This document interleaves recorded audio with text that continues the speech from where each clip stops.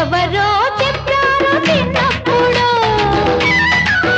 నాకెవరో చెప్పారు చిన్నప్పుడు, కార్తీక పున్నమి తొలి పొద్దులో, కృష్ణ గోదావరి నడిబొడ్డులో ఒక యువరాజు పుట్టాడని, ఒక యువరాజు పుట్టాడని, వాడే వాడే నా రాజు అవుతాడని.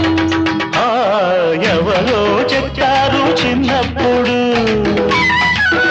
నాకెవరో చెప్పారు చిన్నప్పుడు, వైశాఖ పున్నమి తొలి పొద్దులు, కృష్ణ కావేరి నడిబొడ్డులు ఒక యువరాణి పుడుతుందని, ఒక యువరాణి పుడుతుందని, ఆమె ఆమె నారాణి అవుతుందని.